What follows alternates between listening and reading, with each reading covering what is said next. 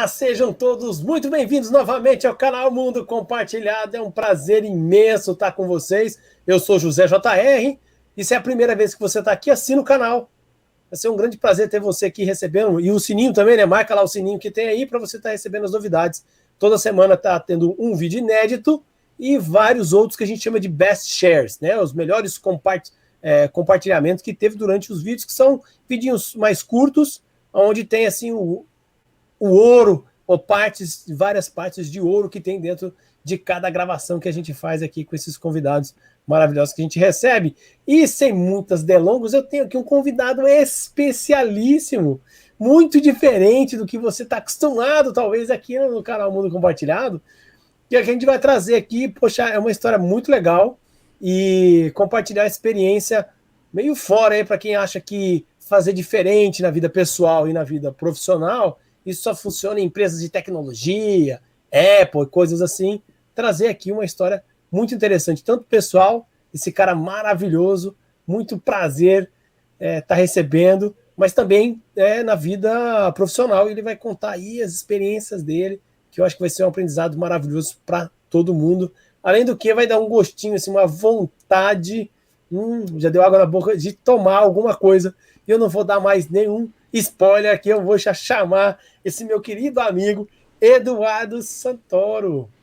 Muito E aí, bem, Edu, querido? tudo bem? Como é que você tá? Seja bem-vindo ao canal Mundo Compartilhado. Um prazer estar aqui nessa fonte inesgotável de conhecimento, cara. Adoro seguir esse canal. É um dos oásis que a gente encontra aí na internet que hoje em dia tá doído, né? Tem que Caraca, peneirar muito muito. obrigado aí em nome de todo mundo que faz o canal aqui, viu? Ó. E Edu Santoro, a gente bater um papo aqui antes da gente começar a gravar, claro, como sempre a gente faz aqui um, um toque de bola, mas eu já quero, assim, cara, a história dele, pra mim, ou para eu, não sei o que eu vou falar depois, né? Então não sei se é para mim ou para eu. Eu tenho que esperar se vai vir ver, bom, não. Mas assim, cara, é muito interessante porque é uma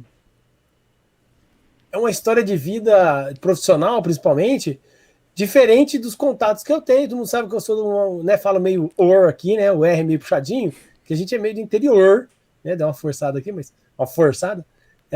Então, saber uns bastidores de umas coisas foi muito legal. E muito, cada vez que eu converso com o Edu, ver uma coisa nova, eu falei, caramba, que legal, né? De ver essas coisas. Então, Edu, para Imagina. se apresentar, cara, e aí já vou, né? Porque o Edu tem umas imagens aqui, eu já falei, deixa eu dar uma olhadinha para ver o que tem, porque é muito legal, cara. E assim, vai percorrer a sua memória aí se você vive no Brasil, se você é brasileiro que estiver assistindo. Se você não for, talvez você reconheça algumas imagens, e aí é muito legal isso.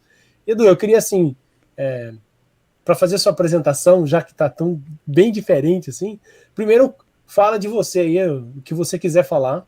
Normalmente o pessoal sabe que eu falo mais, eu pessoa, não gosto muito, eu particularmente não falo muito de acadêmico, essas coisas. E aí depois a gente entra em mais detalhes da sua vida, que você já pegou a dica, porque aqui não foi combinado, né? Eu estou improvisando aqui junto com o Edu. E aí a gente mostra e você vai contando um pouquinho da sua história profissional com as imagens. Eu acho que vai ser bem legal para a galera te conhecer. E aí depois a gente entra no assunto principal, no assunto mais gasoso, eu podia dizer assim. E aí fica Ah, aí, para quem. borbulhante. Borbulhante, boa, borbulhante. Mais um pouquinho, ó. Fica aí que esse é um aprendizado muito legal. Então vai lá, Edu, a palavra é sua. Zé, brigadíssimo pelas palavras. Eu, Edu Santoro, sou carioca. Estou morando hoje no interior também, como o Zé citou, né? São José dos Campos, interior de São Paulo. E só que, assim, curioso de nascença, e aí nisso temos muita afinidade, né? Em dois pontos principalmente. Um, a curiosidade por tudo que cerca a gente, como é que funciona, como é que nasceu, de onde que veio, origem, usos que a gente possa criar para ele. E outra, difundir todo esse aprendizado que a gente consiga adquirir, né? Tentar sempre da forma mais quebradinha possível, né? Mais palatável para todo mundo entender, porque o gostoso é a gente justamente, a gente quando conta uma história e leva um pedacinho de informação para alguém que vai ser útil, né? Volta para a gente muito mais em recompensa aí. E pela parte profissional, eu também sempre pessoal que tem aí mais de 40, 45 anos, né, já teve como babá, muitas vezes, a televisão. E aí, então, eu queria começar a entender melhor do que tinha por trás daquela telinha.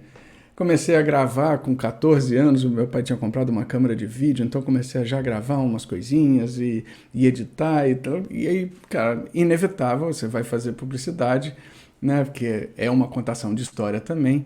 E aí daí para frente entramos na produção. Tô com umas imagens aqui, não quero comer muito do tempo nisso, porque não é esse o foco, né? Mas é só para dar um reforço, assim, um background do que a gente está falando e como é que a gente usa isso depois.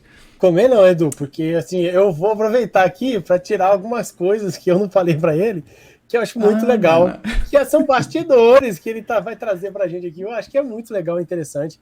E ó, isso tudo está conectado com o que ele vai. Todo o assunto que a gente vai falar hoje, tudo, tá? Então você que está vendo aí, ó, vai ter vários best shares aqui, dando hashtag fica a dica pra galera, que a gente vai extrair já só pelo papo pré aqui que eu tive com o Edu, eu já detectei. Então, até a apresentação dele está conectada diretamente com o que a gente vai falar. Por isso que eu quis dar esse destaque, viu, Edu? Então vamos lá. Perfeito. Vamos mostrar algumas imagens. É a primeira aí que você quer mostrar? Joga aí. Isso. Só para dar uma recapitulada rápida, não assustem, mas não vai ser tão longa assim. A história começou em 89. Claro, a gente sempre Peraí, pego devagar, pelo... devagar, tá passando muito rápido aí. Vamos ver. Tem umas imagens aí, pô. Você Em primeiro colocou isso no 89, centro? exato. Eu comecei em 89 fazendo produção de eventos, então teve Parque da Mônica em São Paulo, comerciais aí já com Philly Shave, né, com o Christian Fittipaldi, campanhas internacionais de Rumba Cardi, IBM, os clipes do Michael Jackson, os dois que ele fez aqui no Brasil. Peraí. Para. Falei pra ele que eu ia interromper ele toda hora. Você tá falando que você ajudou, fez, eu não sei exatamente, o clipe do Michael Jackson.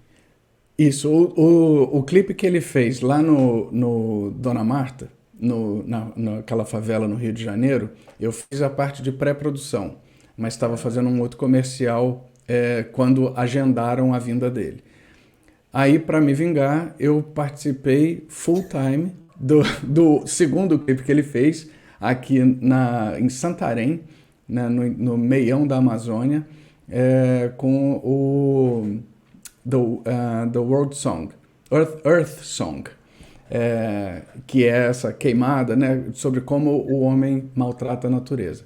E Pergunta, aí essa foi... cena aí é de verdade que tá na foto? Pra quem não tá vendo a Não, foto, foi ele tudo tá... montagem. Ah, tá. Tudo, Mas tudo vocês foram pra montagem. Amazônia fazer a gravação.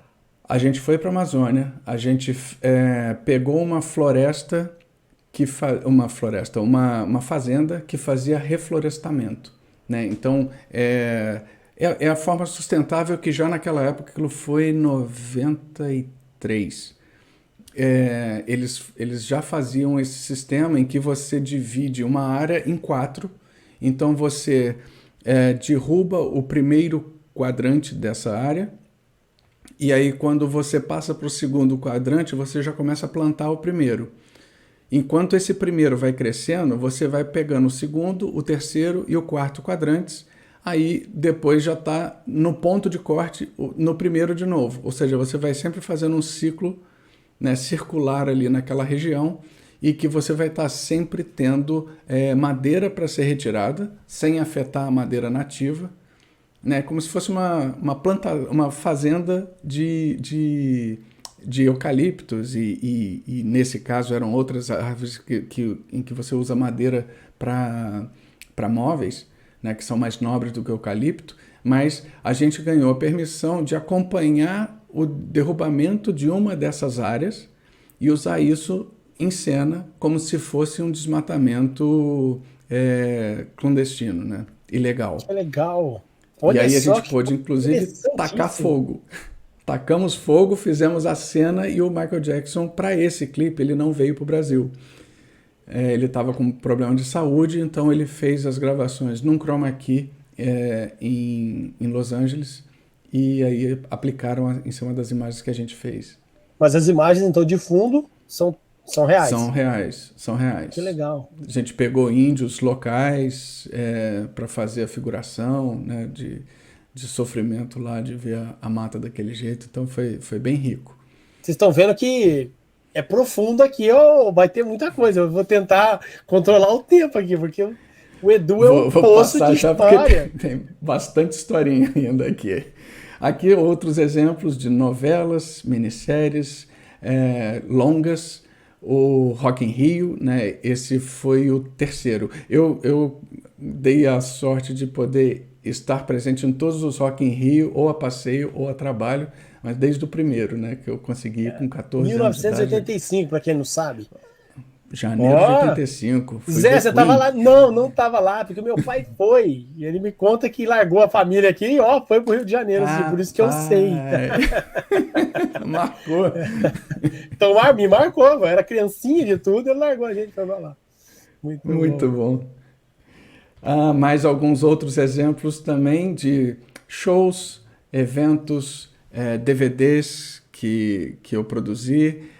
Fui road manager do Engenheiros do Havaí por 2 anos. Trabalhei também com João Gilberto e Bethânia. Caraca. O É, que é um e road de- manager? Conta pra gente aí. Road manager, cara, é como se fosse o produtor de campo da banda, né? Ele prepara os shows com hospedagem, passagem, transporte, infraestrutura, negociações com o contratante local, e aí depois vai com a banda e o músico, deixa o músico no hotel, a banda no hotel, e vai com a equipe técnica para o local do evento para montar o circo.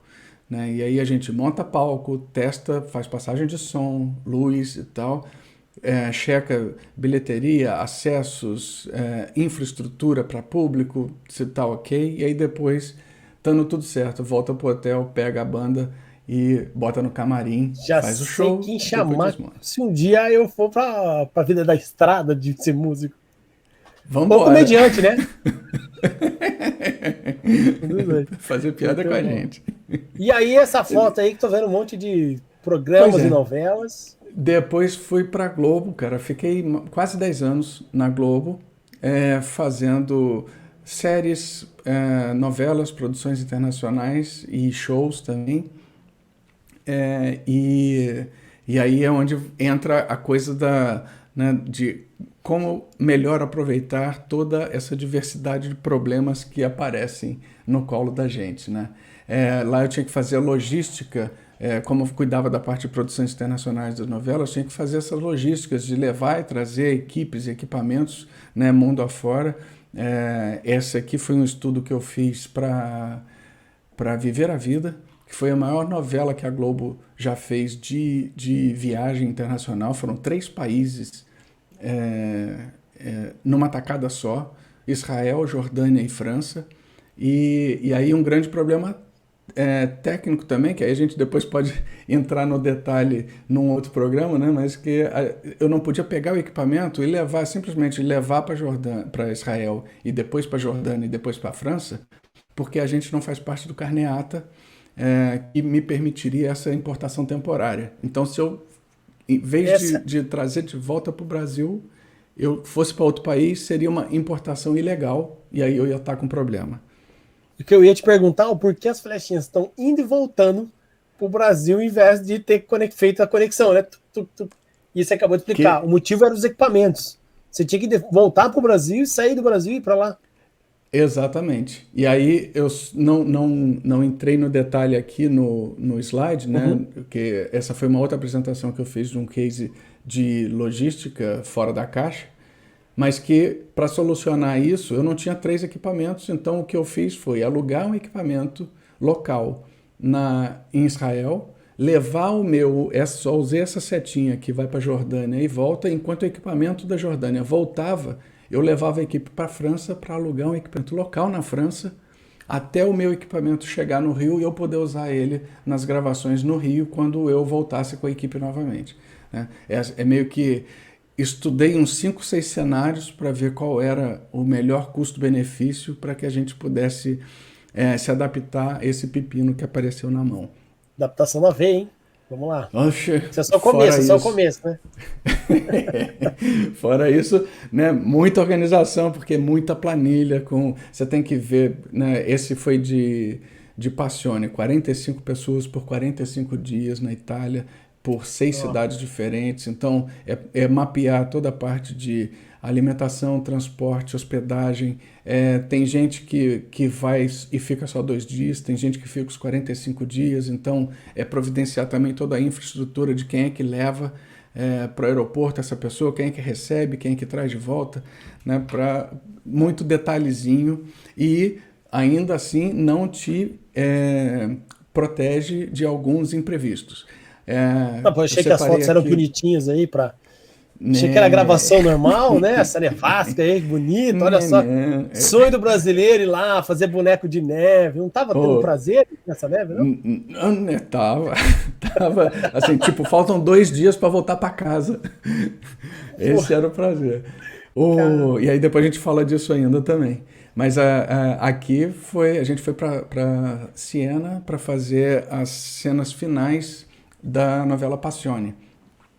que Cara, bem. previsão do tempo marcando, céu bonito, tudo limpo e tal. A gente chega lá, Siena tava com a pior nevasca da história da cidade. E aí, com isso, a gente tem que adaptar os textos, né? Porque não dava para falar de sol quando você só tem neve em volta. O roteiro de gravação, as locações, algumas a gente não conseguia chegar, os equipamentos, muitos não aguentavam esse frio, né? Que não estava Temperatura baixa, né? previsto, muito baixa, a bateria vai para o saco. Então aí você tem que pegar equipamentos também que sejam mais condizentes com isso. E não bastando essa emoção, tem mais, né? Porque aí é como trazer a equipe de volta. Com as nevascas, os voos foram todos cancelados, os aeroportos pareciam campo de refugiado, parecia Sarajevo, todo mundo deitado no chão, manta que as próprias companhias aéreas forneciam para gente. E essas fotos eu tirei em Paris, tentando pegar a conexão para o Rio. E aí, não bastando isso, isso era dia 24 de dezembro, e Uau! eu estava de manhã em Paris e eu tinha que entregar o pessoal na casa deles à noite, antes que o Papai Noel saísse da chaminé.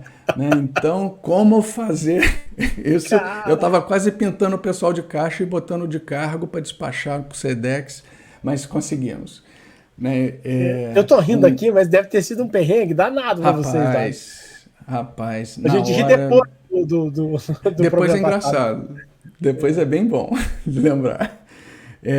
Outro exemplo que eu trouxe, Império. Né? Tá no ar agora, então, para quem não acompanha, um dos personagens principais, que é de onde vêm os diamantes que o comendador montou o império dele, vem do Monte Roraima. E o Monte Roraima é essa beleza que fica na divisa entre Brasil e Venezuela, só que ele fica um pouquinho para dentro da Venezuela. E a gente precisava então ir lá para fazer muitas cenas, né, que serviriam de estoque para novela ao longo da exibição. Quer dizer, A fica gente dentro já da mata estava da Amazônia, certo, Edu? dentro da Amazônia, só que em Só que. território E aí é venezuelano. território venezuelano. Então você tinha que cruzar. E aí, curiosidade rápida aqui. Só de helicóptero para chegar ali? Não, você tem Estrada? trilhas, né, que Ah, você consegue fazer de 4x4 até a base, e aí depois na base você consegue fazer ou escalada, né, para ir no topo só helicóptero mesmo, ou escalada. Né? Com a caraca. equipe eu precisava de helicóptero, mas antes disso eu precisava do visto da embaixada Do que venezuelana território para entrar com Venezuela. a equipe no território venezuelano. E Caraca. aí eu não E conseguia porque a Venezuela ela estava com questões diplomáticas com a Globo, porque a Globo estava noticiando as manifestações populares contra Hugo Chávez e contra o Maduro. E aí então eles se negavam a fornecer os vistos para a gente. A gente tinha que ter as imagens na mão e a novela já estava com data prevista para estreia, já, né, tinha todo um enredo em cima dessas imagens, e aí a gente teve que fazer mágica também para conseguir as imagens a tempo de entrar para a edição. E aí deve estar todos se Ah, perguntando, igual eu aqui, pô, ele não vai contar qual foi a mágica? Calma, calma, ah, calma. quer que Talvez ele conte? conte. Não, pera assim. Conta, tô Não, morrendo de curiosidade aqui. Conta uma. rapaz, só para voltar aqui para ilustrar, assim, a gente não estava conseguindo quebrar esse impasse com a embaixada venezuelana. Então aí eu comecei a procurar fotógrafos na internet que faziam imagens de locais inóspitos. Encontrei um venezuelano que era especializado ali naquela região.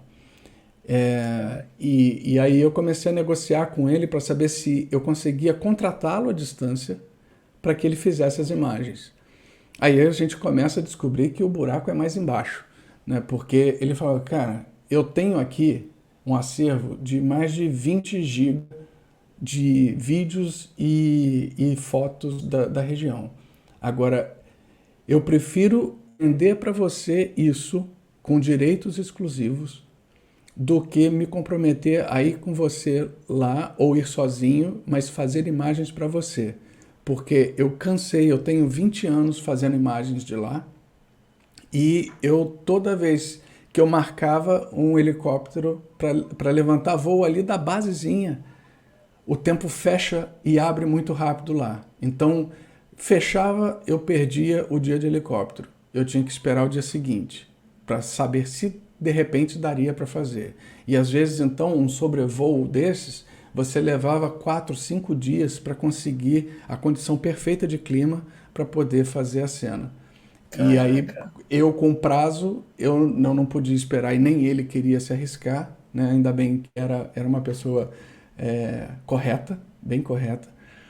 E aí eu acabei negociando com ele o acervo dele todo. Né, fechei 2 HDs gigantes com esse material que acabou sendo, de novo, foi a coisa errada que deu certo, né? Porque depois de tanto problema, ainda bem que a Venezuela não deu pra gente o visto. Que senão eu ia estar lá até hoje no pé do Monte Roraima tentando Tentando gravar. levantar voo Olha para só. conseguir fazer imagem, né? Coisas de Santa Clara, a padroeira da televisão, né? Que coisa interessante, olha só. E aí, cara, isso tudo só para ilustrar que, assim, por maior que seja, né, a diversidade que você tem de problemas, de equipes, de coisas a resolver, de produtos que você faça, tanto maior será a bagagem que você tem para resolver os problemas à frente, né? Que vão vir e sempre, problema sempre te acha, né? Então, usar isso sempre a favor da gente, né? Quer dizer, o plano Pra, perfeito que vocês sempre se planejaram muito bem, pelo que você está contando, não dava muito certo, né? Alguma relação aí da vida de você que está assistindo esse vídeo agora, né? Que faz o plano perfeito, mesmo se fosse aí, sei lá, de carro, São Paulo, Belo Horizonte, achando que tudo vai ser perfeito, né? Talvez não. Olha só o que eu encontrava e no a gente caminho. acaba aprendendo com tudo, cara. Então é antena ligada o tempo todo, porque às vezes a solução vem de onde você menos espera. Um exemplo rápido aqui, um causo, né, rapidinho, que eu não botei imagem aqui, mas eu estava fazendo O Caçador com o Cauã. É uma série policial, e aí precisava ter ele tinha um pesadelo maluco lá, que ele estava dentro de uma piscina olímpica, e de repente a piscina olímpica ficava vazia e ele não conseguia subir as paredes, né? Ele ficava preso dentro da piscina, nesse pesadelo dele. E aí, cara, caiu na minha mão, e aí vou fazer como, né? Quem é o maluco que vai querer esvaziar uma Fizer piscina uma piscina. olímpica para fazer uma cena? Primeiro que é um risco danado, né? Porque estruturalmente, se você esvazia a água de uma piscina, é possível que ela ceda, a estrutura Uhum. dela ceda para dentro, né? Porque ela não tem mais aquela pressão toda empurrando as paredes para fora. E fora isso, é o desperdício de mais de 50 caminhões-pipa, né, que vai jogar fora, do nada. E eu pensando em como resolver. Estava voltando do Projac outro dia, eu nem sou de futebol, estava ouvindo rádio, né? Botei numa rádio ali que estava com um jogo de futebol, porque eu não gosto de futebol, mas eu gosto de botar pilha, né? Então eu gosto de ficar Botar botando pilha que pilha é no pessoal. amigo, é isso que você tá falando. Ficar, né, Meus pegando no amigos. pé do... Ei, amigo, 3-0 ontem, que coisa feia. Nem assistiu o jogo, Né? só viu a notícia, né? Eu tava ouvindo o jogo ali e pensando em como resolver. De repente, cara, pô, e era um jogo do Vasco, que eu também não sou Vasco, né? Mas tava ali ouvindo e tal, e de repente o locutor fala: e chutou longe, caiu lá onde a coruja dorme. Aí o comentarista, lá onde a coruja dorme, não, né? Caiu lá na piscina olímpica, pô, ainda bem que tava em obra. Eu, oi! No dia seguinte de manhã, liguei para a assessora de imprensa do Vasco, já pedi para marcar uma sessão de fotos, para saber, inclusive, até quando ia ficar em obra. A piscina estava vazia. E aí eu fui lá, gravei a cena na piscina olímpica do Vasco. Ou seja, é Caraca! antena ligada, cara, porque às vezes a solução bate na tua cabeça e você não vê nem de onde veio. Olha só, esse é Best Shares. Tô anotando a galera do canal Mundo Compartilhado, Best Share pra fazer. Corte aí. Putz, Guilherme, olha pra tá ligado em qualquer coisa pode te trazer um insight novo e te ajudar, Pode né? ser útil para, junto uma pecinha com outra, você monta o quebra-cabeça. Adorei essa história, muito bom, muito bom. E aí, poxa vida, acabei dando spoiler aqui, porque o nosso querido amigo Edu saiu desse mundo e foi pro mundo borbulante. E aí eu queria que você contasse o que tem a ver esse mundo borbulante, sem contar o que você fez lá, tá? O que é esse mundo borbulante? O que é o Resto Bar? Cara, estamos falando de Paul. O Paul é o primeiro e talvez o único restaurante que eu conheço. Eu sempre gostei muito de vinho, né? Então eu estudo muito vinho e bebo mais ainda, né? Porque, claro, é a parte boa da parada, né? Desculpa para beber mais é você dizer que está estudando. Então eu sempre gostei muito de vinho. E eu fui convidado para trabalhar nesse Paul, que é um restaurante, é uma espumanteria, né, a primeira e única focada em espumantes nacionais, que é o que a gente faz de melhor. E cheguei lá, cara, eu me apaixonei pelo lugar.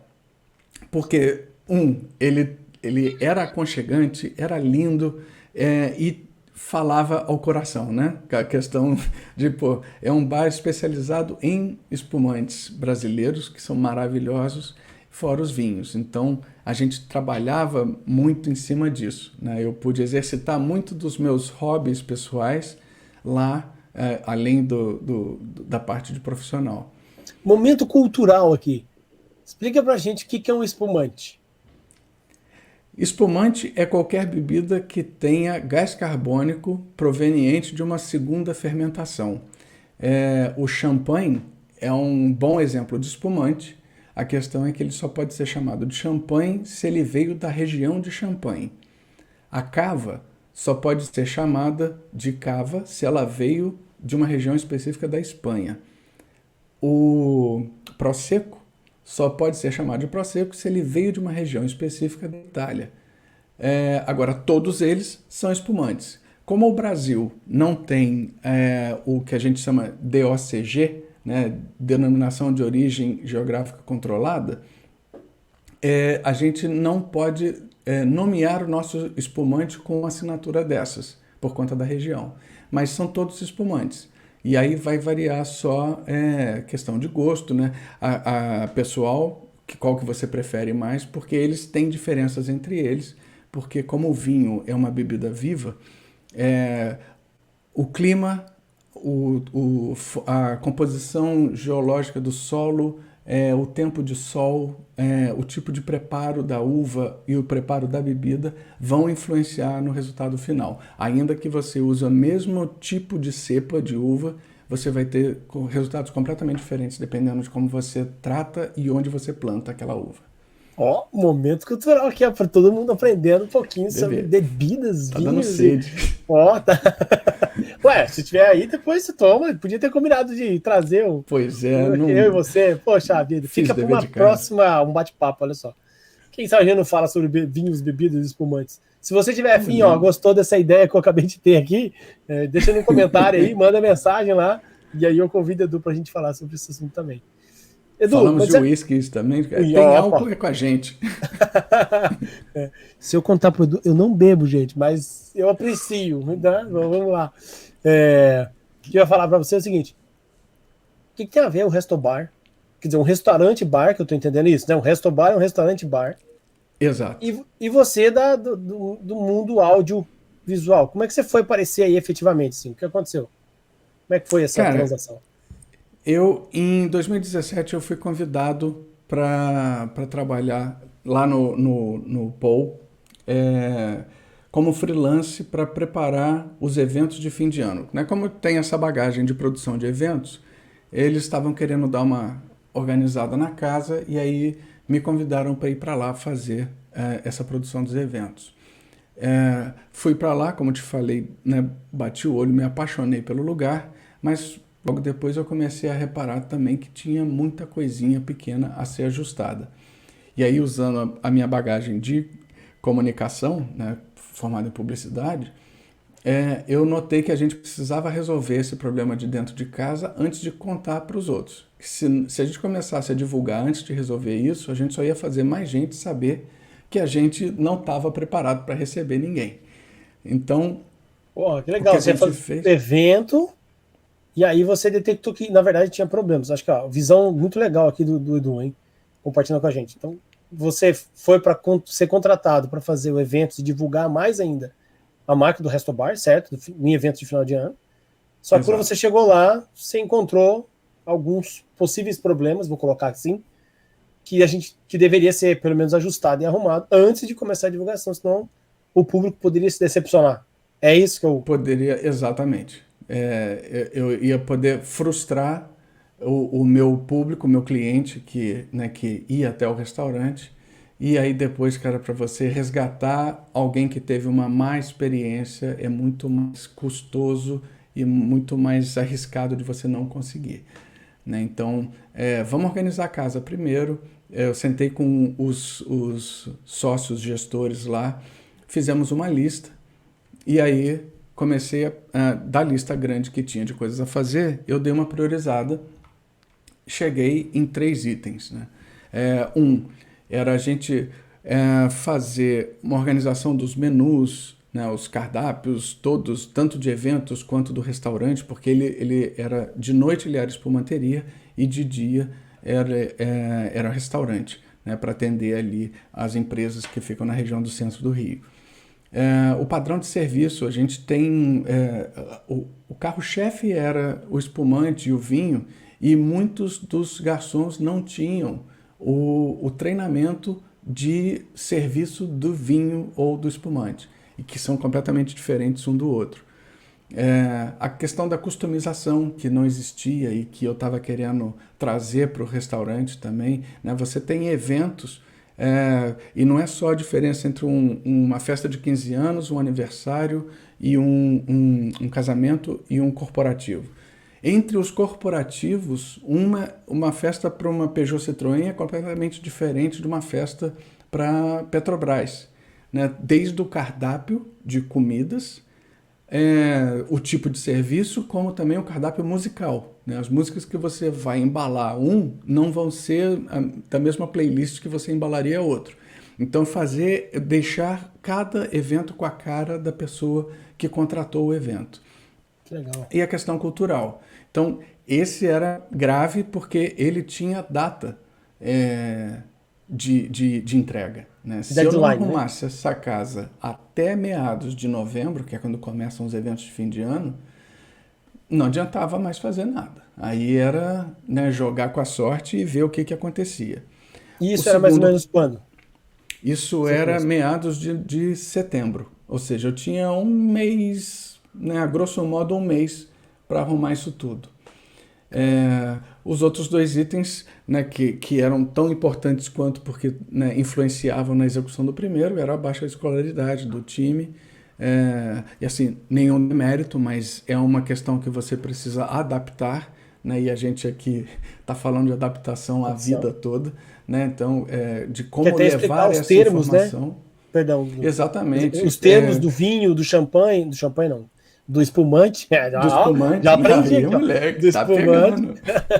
Do Né? espumante. Porque com que comida essa uva encaixa melhor do que a outra e por quê e que características que ela tem que a outra não tem, como é que você abre a rolha de um, de outro, né? Então eram muita informação para um universo que a turma não estava acostumada a lidar com, né? Então era uma carga gigante de dados que eles iam ter que digerir em pouquíssimo tempo.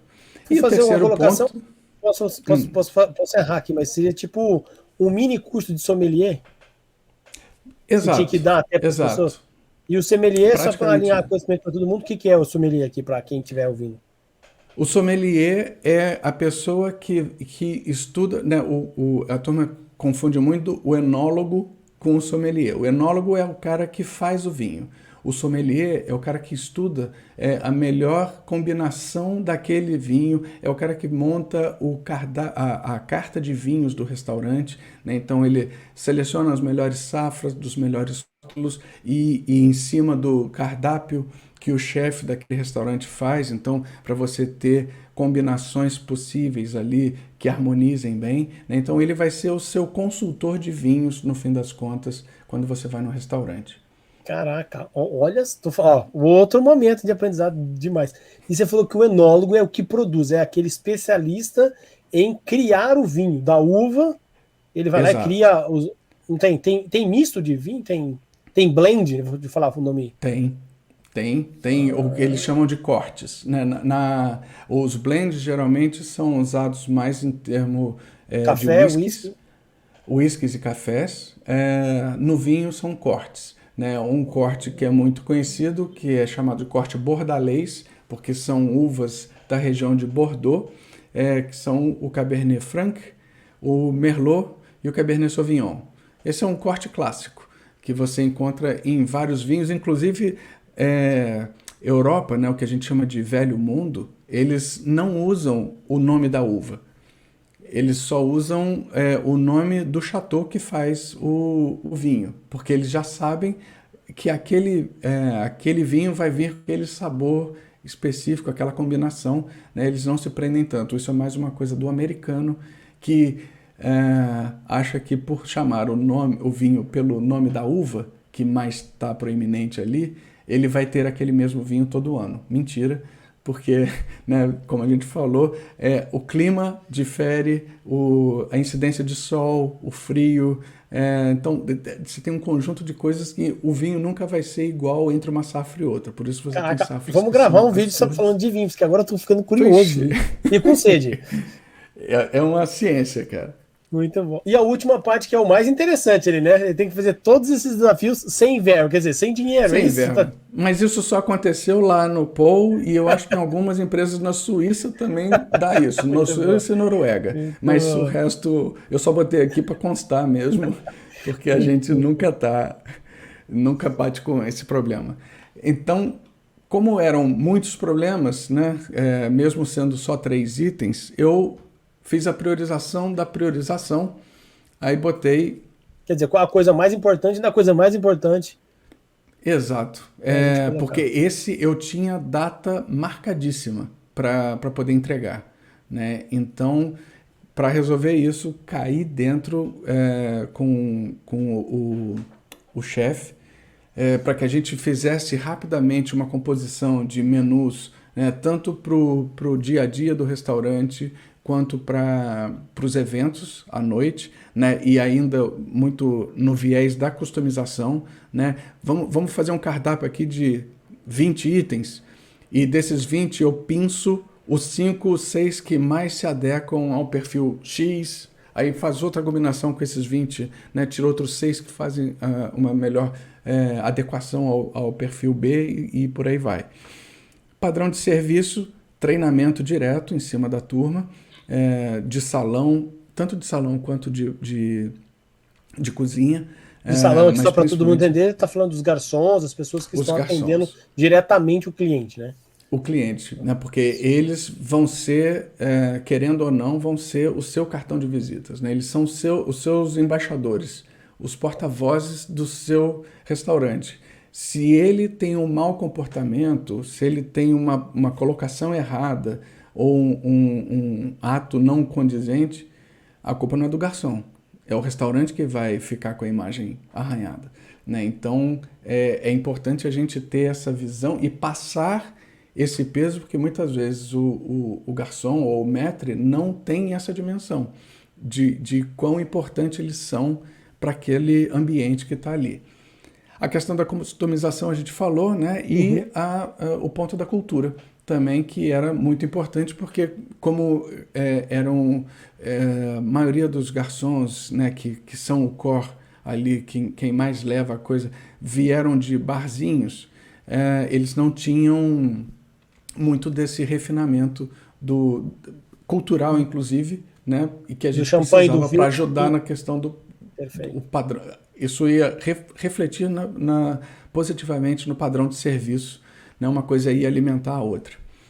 Porque o público é bem diferente, né? O barzinho, não da idade, exato, mas tem um público X, né? E aí você tem um ambiente diferente, você tem momentos, talvez, que as pessoas estão indo lá para como a gente fala, está indo para um propósito diferente do que na bateria ou num restaurante, né? O propósito talvez é parecido, mas pode ser outro, e ele quer também um entendimento diferente por mais descontraído que seja, né, você, pela matéria-prima que você está vendendo, você demanda um toquezinho mais delicado de requinte, né, até para explicar e tal. Feito isso, cara... Aí eu tenho uma pergunta para você, Edu. Diga. Como é que você conseguiu fazer esse negócio em um mês? Porque agora eu tô curioso. Você está com tantos... Você priorizou, mas na verdade tinham vários pontos a serem vistos nessa priorização, que é menu, padrão de serviço, customização e a cultura própria que você acabou de colocar. Exato. Qual foi a mágica? Foquei nos 3 primeiros, muito treinamento, muita brincadeira, né, com o pessoal, para deixar sempre a coisa leve. Quando aparecia algum cliente que queria no almoço pedir um espumante ou um vinho, eu ia na mesa e eu chamava o garçom para me ajudar. E aí mostrava para ele na prática como é que era o serviço. Como a gente tinha almoço de segunda a sexta, deu para fazer um bom rodízio entre os garçons, né? Para cada hora eu pegava um para me acompanhar numa mesa diferente, para que depois de um tempo a gente inclusive fazia pegadinhas entre um e outro para ver quem é que estava mais afiado ali. Pô, então na verdade esse treinamento que você está falando, na verdade foi na vida real, não foi? Assim, treinamento, não, senta aqui, caderninho na mão, vamos fazer um deck de slide e vamos fazer a aulinha. Quer dizer, treinamento assim, vem cá. Não, sabia que não ia funcionar desse jeito, né? Até pela falta de prática deles, desse processo, senta na cadeira, pega caderno e anota, fomos para a vida real, e aí fazia isso, com a questão do serviço durante a execução do almoço, e à tarde, quando a gente recebia remessas ou recebia representantes de vinícolas, né, que vinham trazer para a gente algum lançamento, alguma coisa, a gente pegava o chefe de salão, que seria o maître, o garçom principal, né, praticamente o maître, ele não tinha esse título, mas era praticamente o maître, né, que chefiava os outros garçons, para sentar com a gente e ouvir a conversa, a troca de informações, de ideias, e fazer a degustação junto com a gente. Porque aí, pela prática, ele ia pegando. Eu apresentava muitas confrarias, muitas palestras também sobre vinho lá, e a gente, então, fazia com que um deles ficasse com a gente como ouvinte, para poder experimentar os vinhos que a gente apresentava na confraria, ouvir a história, né, de onde que veio aquela uva, qual é o produtor, como é que nasceu a vontade do produtor fazer aquele vinho e tal. E aí nisso você ia envolvendo, cara, virava tudo uma grande novela em que ele ia se envolvendo com as informações, quando via já estava com ela de cabeça e saía espalhando para os outros garçons também. Poxa, Edu, que técnica legal. Eu quero trazer para quem está ouvindo, o que o Edu fez aqui, se a gente usar um termo técnico, a gente está fazendo o aprendizado baseado no empirismo, que é através da própria experiência, porque na experiência se marca mais até, né? Na neurociência a gente fala que você registra melhor até as informações, porque você está verdadeiramente na prática, não é só aí no estudo. Poxa, que legal, tudo isso no restaurante, caramba. E tem uma frase que eu acho que ilustra bem isso, cara, que é fale-me e eu vou registrar um pouco. Mostre-me e eu vou conseguir pegar um pouco mais. Agora, me encanta que você vai ter minha memória pro resto da vida. E era o que eu tentava fazer com os garçons, né? Porque, cara, assim, tira a toga, tira o crachá, você não é garçom. Você tá aqui para conhecer esse vinho. E aí a gente envolvia o cara de uma forma que ele assim, nunca tinha tido acesso àquilo. Então, era meio que uma porta impensada para ele, né, que estava se abrindo, e ele pegava, se empolgava, né, fazia o aprendizado pelo encantamento. Pô, você falou uma coisa, Edu, eu quero destacar aqui, que foi o seguinte, você não falou assim, tira o crachá, tira a toga, vem aqui para aprender. Ele usou a palavra aqui, ó, talvez, não sei se foi consciente ou inconsciente, vem aqui para você conhecer. Cara, isso faz uma diferença incrível para quem tá indo, porque ele não tá com a obrigação de, ixi, eu tenho que aprender aqui, né? Porque querendo ou não, é o chefe falando, vem aqui, vem cá para você aprender. Então, pô, tem que aprender. Não, vem cá conhecer. Muda totalmente a forma que você vai chegar e entrar em algum lugar, né? A abordagem feita da forma certa, cara, você tem o cara na mão, é outra. Caraca. E aí, feito isso, cara, a gente conseguindo, né, passar por essas primeiras etapas aí mais críticas, né, que compõem o item 1, a gente começou... Eita! A gente começou a fazer os eventos, né? Comecei a fazer a divulgação dos eventos nas empresas e aí começaram a aparecer os primeiros clientes e o primeiro contato do Paul com agilidade, que foram esses eventos de fim de ano, né? Eu comecei a usar aí aquela coisa de pegar ferramentas que a gente vai conhecendo ao longo da vida e que a gente pode usar a nosso favor, né? Eu fui trazendo para mim, o uso pessoal, consegui organizar todos esses eventos. O que eu fiz foi montar um quadro de gestão visual em que cada coluna era uma das etapas obrigatórias pelas quais cada proposta de evento tinha que passar, né? Era a confecção, a aprovação interna dos sócios, depois a emissão, a aprovação do cliente ou a revisão, caso o cliente pedisse para rever algum ponto, depois reaprovação e execução efetivamente. E aí eu quero destacar aqui, Edu, que você, na verdade, até já usava, porque você contou para a gente aqui que você já usava lá na parte de logística, da reserva de casas, né? De locações, que eu tenho, de locações. Você já usava a gestão visual para fazer isso, né? Então você já estava na sua veia até antes da palavra agilidade que ele falou aqui. Muito bom. A gente sempre foi ágil e não sabia, só não chamava pelo nome, né? Bom, muito bem. E eu até tenho, por conta disso, eu tenho até vergonha de apresentar uns slides desses aqui. Porque, pô, tô falando com um dos papas do Kanban no Brasil. Não vou interromper. No meio da gravação ele faz uma coisa. Não me chama de papa, não.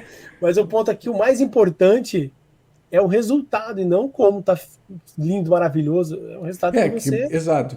Para mim, como era só eu que usava esse quadro, para mim o importante ali era a data do evento, o nome do contratante, de onde ele vinha, que natureza de evento era, né? Se era um aniversário, se era uma confraternização e quantas pessoas naquele evento.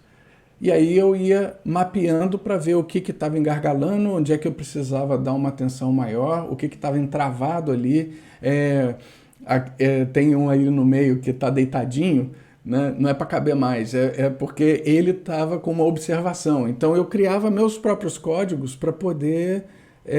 saber o status de cada um daqueles eventos, e eram muitos, a gente conseguiu fazer mais de 70 eventos ao longo desse mês e meio aí de dezembro e pedacinho de novembro, inclusive alguns outros eventos que foram resvalando para os meses seguintes, né? Tem eventos ali que estavam nessa foto aí, estavam eventos de março já, e a gente ainda estava em outubro. Então, ter um quadro desse foi vital para que eu conseguisse manter a cadência do trabalho sem deixar nenhum pratinho cair. E, Aí, só curiosidade, para... quantas pessoas Diga, estavam lá, Edu? Só para finalizar esse pontinho aqui. Quantas de pessoas equipe? total de equipe vocês tinham lá no Paul? O Paul, até Eu, deixa eu falar aqui, né? A gente não falou. O Paul é o nome do restaurante bar, certo? E era exato, Paul. Paul era do quê? Do Paul. o Paul. barulho que a rolha É, faz. né, do, da roda. Exatamente. Porque a gente brincava muito com essa coisa do, né, assim, cara, eu já fiz ABS, né, vários cursos lá, o meu sócio também tem formação na ABS, e a gente entende toda essa parte acadêmica, mais clássica, né, mais ortodoxa, mas a gente, eu e o meu sócio, a gente se deu muito bem porque a gente sempre teve essa filosofia de que, cara, só tem dois tipos de vinho, como só tem dois tipos de bebida, que você gosta e que você não gosta. Se o cara gosta de sangue de boi, beleza, cara. Deixa eu só te apresentar como beber melhor o seu sangue de boi, como tirar o melhor proveito dele, ou posso te apresentar um outro aqui, caso você queira conhecer também, que aí a gente vai abrindo o leque, mas em momento nenhum julgar ou discriminar, porque o cara gosta de um vinhozinho mais doce e que vinho doce, quem entende não gosta, não bebe. Não, deixa ele curtir.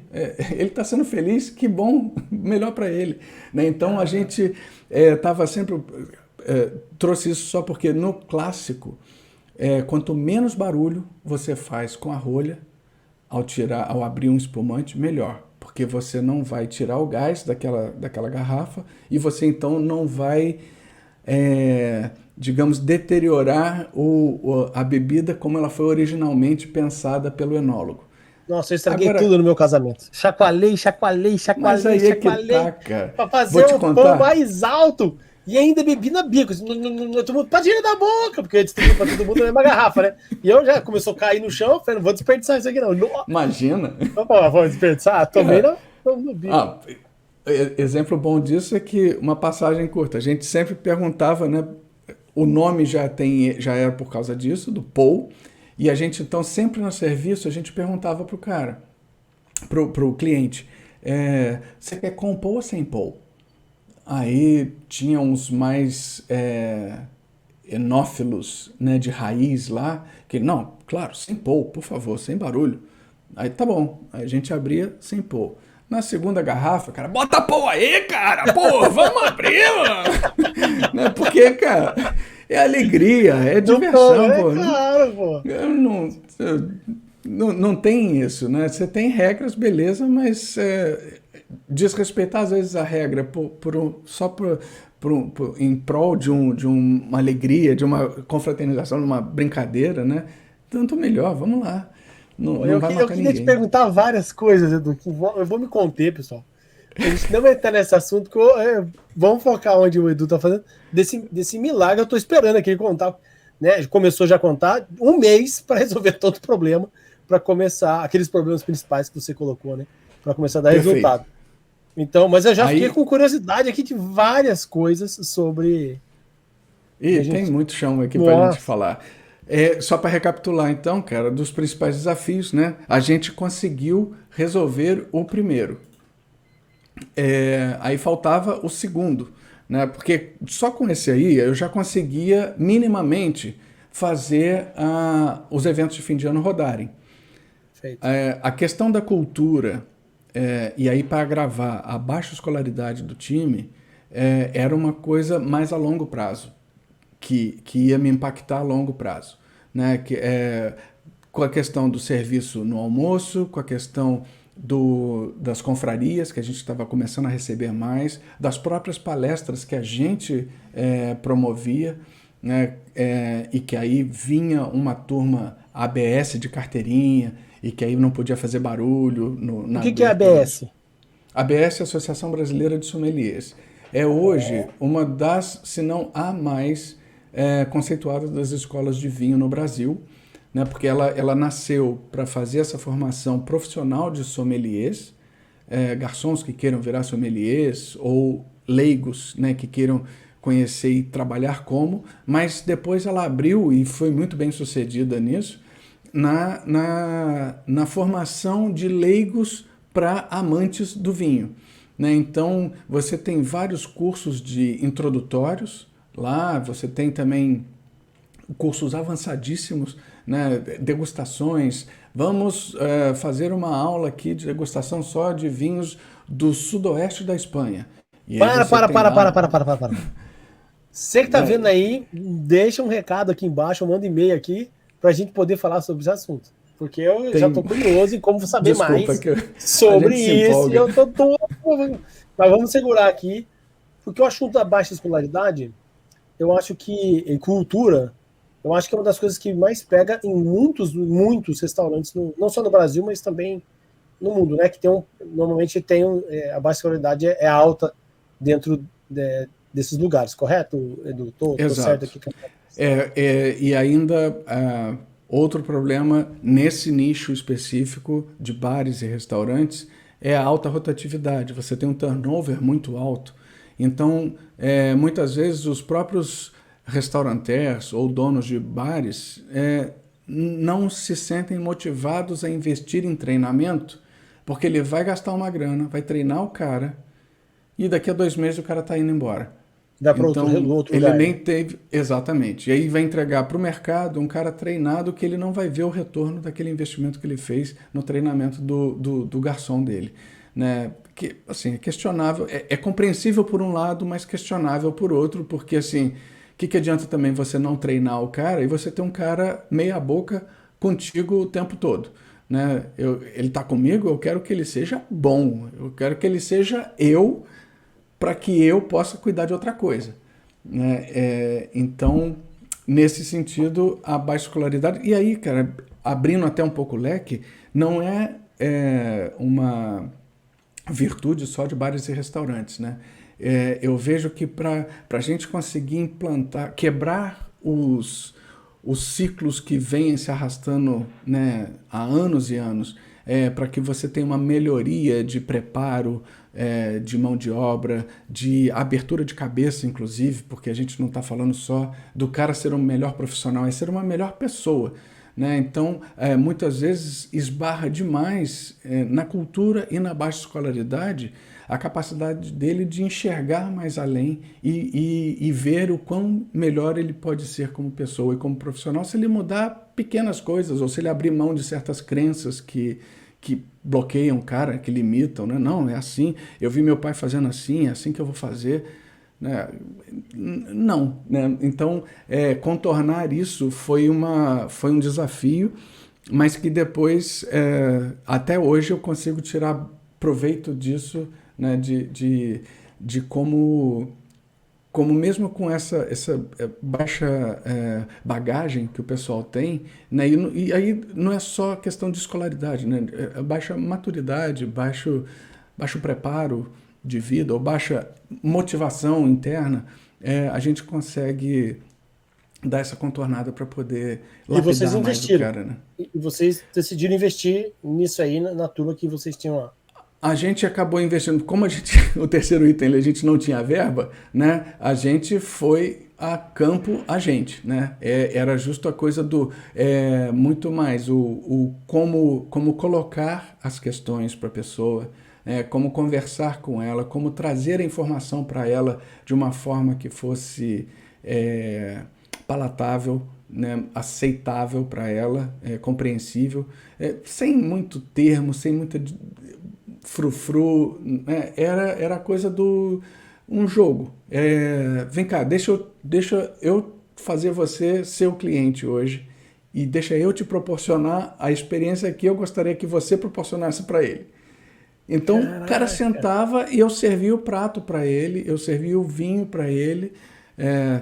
Muitas vezes a hora do trabalho, né, acabava não bebendo. Se a gente estava perto do fim do expediente, aí eu botava o vinho para ele beber, para ele sentir o sabor do vinho e como aquele vinho encaixava bem com aquela comida, né? Então é você proporcionar para a pessoa essa experiência, essa vivência, que aí ela replica muito mais facilmente, muito mais autenticamente, Que né? legal, porque às E vezes eu aí vou no restaurante e fazia pergunta para a pessoa, né? Qual é o prato que você recomenda? Aí normalmente o garçom sempre me responde, tal. Mas você já comeu? Você gosta? Né? Aí de vez em quando o cara, se ele dá uma, né, como tem a leitura de corporal, né? Como consigo fazer essa leitura, a pessoa dá né, aquele timezinho de meio segundo para responder, o cara não comeu. Aí você não experimentou, né? Exato. Aí né, você não comeu. Então me fala o que você comeu, né? Para eu saber o que. Porque isso é muito interessante, é a experiência real, e eu acho que isso é um grande diferencial que vocês tiveram essa visão, né? Parabéns aí para você. Foi, graças a Deus tivemos essa luz. Porque justamente, se você tá vendendo uma coisa que você não conhece ou você não leva fé, cara, você não passa credibilidade. Aí perdeu o cliente. Por mais vontade que ele tenha, se ele sentiu que está sendo embromado, recolhe, né? E venda é muito no calor do momento, no impulso, né? Se você esfria esse impulso, você nem recupera mais. É torcer para ele pedir alguma outra coisa e vamos, né? E aí, Muito bom. justo somado a isso, né? Eu puxei do meu background de cinéfilo, né? De produtor de audiovisual e tal, aquela frase mágica Opa, do Esse cara, mas quando a gente quer, acontece, acontece. a frase mágica do Forrest Gump, né? Que a minha mãe sempre tinha um jeito de me explicar as coisas que eu conseguia entender. Ou, para os mais eruditos, né? Einstein falando que se você não sabe explicar algo para uma criança é porque você não domina o assunto.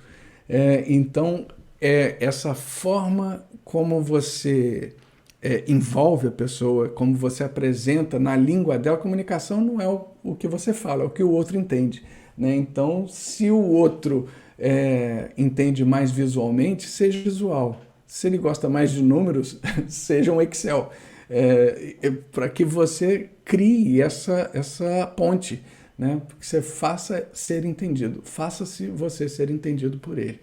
E aí, então, a gente, com isso, foi trabalhando bastante a questão da experiência própria deles, né? E aí vem o desdobramento disso, que a gente, depois passado os eventos de fim de ano, a gente adotou uma reunião que era todo dia, 10h55 da manhã, antes de abrir o restaurante para o público, a gente fazia um briefing, uma reunião de briefing, em que a gente conversava lá sobre a descrição de cada prato que tinha no cardápio naquele dia, quais os ingredientes, como é que era feito, para que o garçom pudesse contar para o cliente, né, que chegava ali, não conhecia o prato e queria saber o que ia comer, pudesse ter esses dados, né, essa informação para passar para o cara de forma correta. A gente fazia, de novo, o garçom experimentar os lançamentos, tanto pratos quanto bebidas novas, para que ele pudesse passar para o cliente a experiência que ele teve com aquele. Oh, eu gostei muito, né? Não, mas eu queria uma coisa menos doce. Esse outro aqui é muito bom também, ele leva menos açúcar, ele não tem licor, não tem xarope, tá? Então você embasa o cara vivencialmente, né, com o que ele precisa para poder fazer um bom serviço. E a definição também de coisas que a gente tinha para impulsionar, tipo, o chefe fez uma mousse de chocolate, a mousse tem que ser comida fresca, né? Ele acabou de fazer, galera, hoje a indicação do chefe é a sobremesa da mousse de chocolate, porque ela vai estar fresca e eu vou estar agregando valor para o cliente. Ele vai estar comendo uma coisa que acabou de ser feita, né? E que cliente que não quer isso, né? Qual que é o resultado que você teve com esse diferencial antes e depois deles? De todos esses assuntos que você está dizendo aí, do que você alinhava com eles. Inclusive esses três estão aparecendo aí, né? Assim, que a gente acabava... a gente fazia nessa reunião também, abordava problemas que tinham acontecido, porque não era só a questão do prato, né? Quando você vai no restaurante, o conjunto da obra é que te impacta, né? Ter um ótimo prato, uma ótima comida, mas um serviço muito ruim, não te adianta, não te leva de volta ali. E vice-versa, né? O contrário também te repele. Então a gente tratava não só dos pratos, como também de coisas que aconteceram errado no dia anterior e que a gente já tinha conversado sobre quando fechou o restaurante. A gente voltava para fazer a rechecagem. Ó, lembra aquilo que aconteceu de ruim ontem? Vamos testar isso aqui assim hoje? E aí testava. Se funcionasse, ótimo. Se não funcionasse, a gente voltava para a prancheta para Quer ver dizer, fazer a outros. melhoria contínua diariamente. Eram tiros de um dia, né? Em que cada dia valia uma semana ali. O aprendizado daquele dia tinha que ser melhorado no dia seguinte. Se eu tivesse alguma sugestão que a equipe trouxesse para melhorar aquele ponto específico, eu ia testar já no dia seguinte. E aí já sabia logo se aquela solução resolvia ou se valeu, na teoria boa, vamos pensar em outra. Né? Porque aí eu conseguia entregar para o meu cliente do restaurante uma solução muito mais rápida daquele problema que incomodou. E aí, cara, a pior coisa que tem é você ter um problema no restaurante num dia, dar um voto de confiança, volta no dia seguinte, acontece a mesma coisa, você não volta mais. Né? Então, passar para ele, inclusive, essa busca nossa por corrigir o problema, né? A má experiência que ele teve no dia anterior. Legal. O resultado disso, cara, no fim das contas, entre outras coisas, foi da gente conseguir fazer uma equipe muito mais coesa, sem melindres, né? Porque a turma dos garçons falava sobre a cozinha e vice-versa. Muitas vezes a gente achava que o problema estava na cozinha, mas na verdade estava no salão. E trocar essas figurinhas, às vezes era uma solução que vinha conjunta entre os dois. E um dos exemplos clássicos foi que a gente conseguiu reduzir a entrega do prato em 20 minutos. A gente tem, né, você trabalhando no centro, né? Espero Deus que volte logo esse momento, mas quando você trabalha no escritório, você tem 1 hora de janela de almoço. Contando 10 minutos para ir para o restaurante, 10 para voltar, você tem 40 minutos para poder comer. A gente, às vezes, estava levando 30, 35, 40 minutos. Estava estourando, né, o tempo limite que o cara tinha para ficar com a gente. E isso não estava bom. Então, o que a gente fez foi Estressava ele, tentar... comia correndo, ele nem degustava a comida, né? Só engolia a comida. Exatamente. E ainda corria o risco de pegar a fama de não vou lá. Não, cara, lá demora pra caramba, hoje eu tô sem tempo. Então a gente conseguiu reduzir, o nosso cardápio era aqueles combinados do chefe, né, que era entrada, prato principal e sobremesa. Que legal. E a gente conseguiu diminuir o gap entre a entrega desses pratos em 20 minutos. Ou seja, cronometrando, eu gastava Caraca. 25 minutos para servir o cara. Ele tinha outros 15 para fazer o que ele quisesse. Ficar de papo, ver o celular, ou comprar um desodorante na farmácia no caminho de volta. Era com ele. Mas eu estava conseguindo fazer o meu. Mais rápido que aquilo, só dependia dele também, cliente, para poder comer mais rápido, mastigar mais, para eu poder chegar com a etapa seguinte para ele. Né? Então você Porque era... Perdão. Pode Né? falar, pode falar. Não, eu ia Não, destacar que você falou 20 minutos, cara. 20 minutos você conseguiu reduzir, quer dizer, o tempo entre. Porque você começou a falar, eu comecei a me colocar num restaurante. Que eu já fui a alguns restaurantes que tem esse padrão. Não é muito, no interior não tem muito restaurante que tem assim, entrada, prato principal e sobremesa, mas eu me recordo de alguns que eu fui e realmente às vezes demora. E aí você pegou 20 minutos de espera que eu poderia ter, na sequência, né, ter comido e ter ganhado tempo para fazer, igual você falou, outras coisas. É muito tempo, cara. Você fez uma é, economia de tempo para mim, como cliente, gigantesca.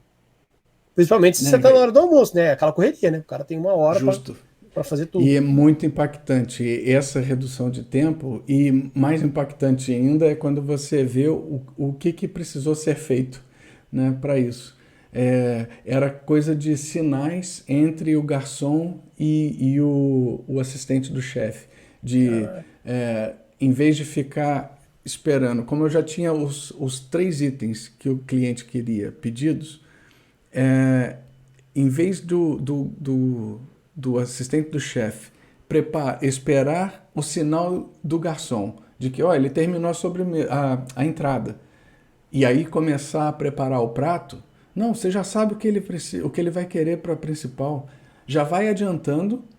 Quando ele devolver o prato da entrada, você só bota a parte quente do prato e entrega para ele. Com a sobremesa, a mesma coisa. Então você vai combinando sinais, você já resolveu mais da metade do seu problema. Quer E é dizer, o você está, na resto verdade, era só. coordenando a montagem e a entrega desse produto, que no caso é o prato, e aí, ó, outro momento best shares aí, você que está ouvindo, e tá na hora, na área de alimentos aí, restaurante, olha que o Edu compartilhou, né, como você melhorar o teu sistema de atendimento por completo, né, então, sistemicamente falando, que a gente fala, né? Então, a entrega de ponta a ponta, né, então, desde a produção do prato até o cliente receber na mão dele, até porque você, como você muito bem disse, você já sabe quais são os pratos que ele vai querer, né? São Exato, ele raros pede aqueles que tudo, ainda né? não sabem qual vai ser a sobremesa, né? Ou deixaram para deixar depois. A maioria já acaba fazendo o pedido completo dos três, certo? E aí você já sabe Exatamente. exatamente qual é. Poxa, que legal. O que mais que vocês fizeram aí, Edu, além dessa daily, essa reunião diária que você fazia das 10h55? Tinha um planejamento, Cara, alguma coisa assim? tinha, ainda na área de encantamento, né? Que é a coisa daquela frase que eu falei lá atrás, né? Se você encanta, você me tem pro resto da vida. A gente começou a inovar também na forma de comunicação, né? Eu botei ali a trilha do dia, porque a gente fazia nessa reunião, a gente aproveitava para contar para o garçom também, porque o cliente podia perguntar, por que está tocando essa música hoje? Né? Então a gente fazia uma pesquisa absurda diariamente para escolher quem ia cantar e por quê. Né? A gente começou fazendo pesquisa, fulano da banda tal nasceu, ou fulano da banda tal morreu.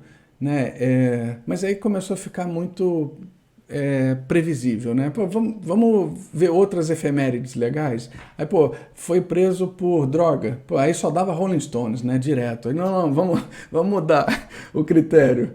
Aí a gente começou a fazer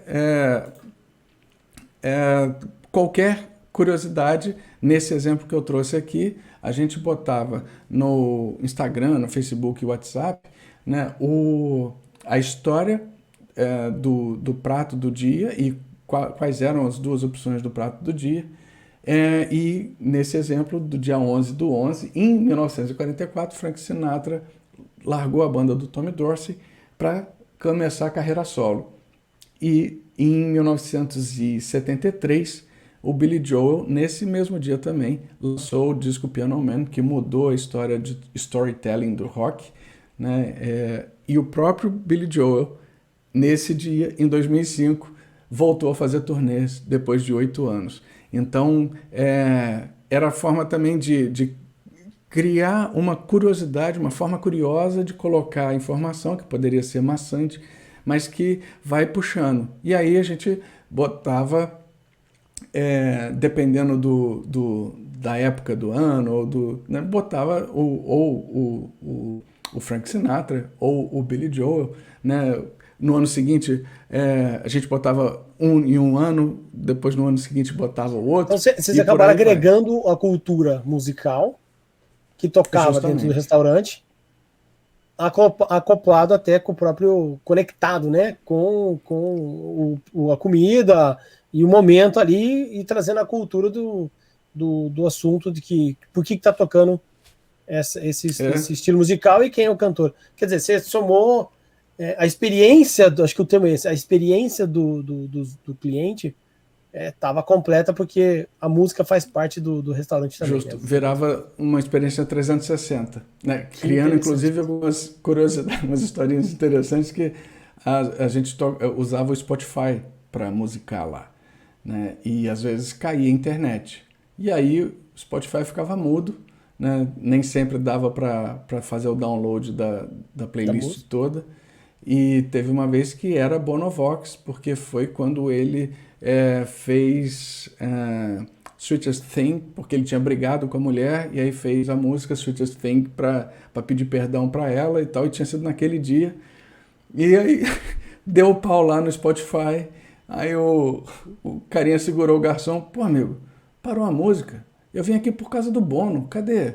Aí, opa, peraí, Bono seu lindo, volta a cantar, peraí. Olha só o Então, feedback direto do cliente, quer dizer, formas para atrair o público de tudo que é jeito, né? Ou pelo garfo, pela barriga, ou pelo ouvido. pelo visto, muito bom, muito bom. Parabéns aí, cara. Olha só que ideia maravilhosa, né? Envolvendo o cliente, Rapaz, experiência completa. Né? Muito bem. suado. E aí depois, no fim quando a gente fechava o restaurante, né?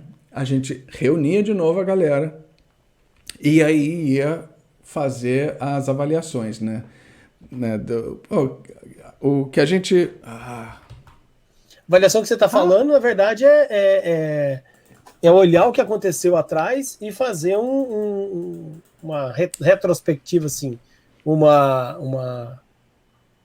olhar os aprendizados que aconteceram para vocês poderem fazer a melhoria contínua, e depois se planejar também para o dia seguinte, seria isso. Exato, tipo, o que a gente tinha conversado de manhã como solução possível para aquele problema que a gente viu ontem. Hoje funcionou? Voltou a acontecer o problema? Não, pô, beleza. Então passa a ser agora o novo Padrão. processo, o novo padrão passa a ser esse. Né? Agora, fora isso, e o que aconteceu de ruim que não tinha acontecido ontem? Temos solução? De onde que vocês acham que pode ter vindo o problema? E aí, gamificação. Botava a galerinha para preencher post-it lá, aí depois vinha agrupando os problemas, depois agora todo mundo bota aqui solução para isso.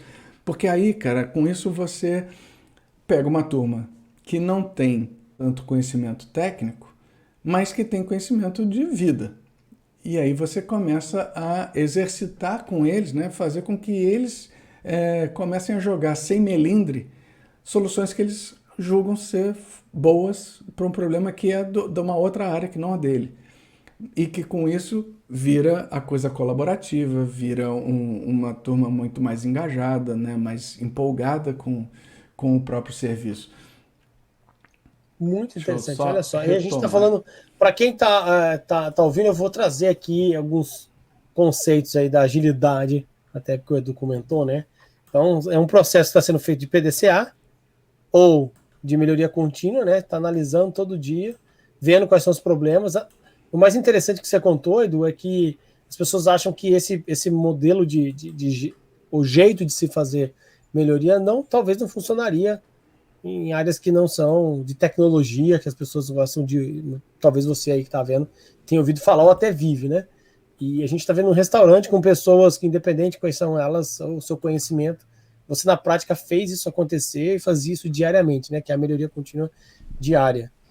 Cara, Mas aqui, esse é que é o grande barato, né, cara? É você ver ferramentas assim que o pessoal julga que sejam específicas demais para um nicho ou outro, que na verdade você pode usar para a tua vida, para consertar o carro, para a escola do filho, para resolver hobbies seus pessoais. Pô, tô com a agenda lotada essa semana, peraí, vamos ter que dar um jeito, abrir aqui. Aí você começa a exercer, né, esses conhecimentos que você vai pegando dessas ferramentas que você julgaria não serem para você, e você vai priorizar para tudo, né, pessoal e profissional. Escolher qual é o melhor caminho, melhorar, fazer mais fácil, né, ao longo do tempo, é, é mágica e é universal, né? Serve para qualquer coisa.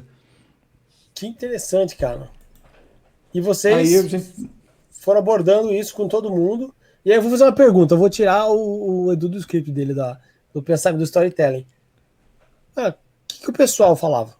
Traz uma coisa aí ou duas que a sua equipe disse depois de ver essa melhoria durante alguns meses, porque você passou o final do ano, né? Você contou que aí começou o ano de novo, né? Passou a grande fase de eventos e essas melhorias foram continuadas, né? O que eles falaram sobre o antes e o depois? O que eles comentavam com vocês? Cara, acho que uma coisa que me chamou muita atenção e que não foi nem. Eles não precisaram falar, mas o turnover parou. E aí, com isso, você começa a criar um histórico, né? Você não precisa, de novo, ficar gastando tempo de preparo, de treinamento de uma pessoa nova, porque a que você treinou foi embora. Você acolheu, e aí a equipe se sentiu mais equipe, né? Então, você teve muito menos rotações de pessoal. Assim, se saía era porque ou tinha tido uma proposta muito mais interessante, ou porque estava indo trabalhar numa área que eles gostavam mais, né? Teve gente lá que, cara, não, legal, gostei muito, tá, mas pô, meu negócio é barzinho mesmo, é cerveja, vender cerveja, beleza.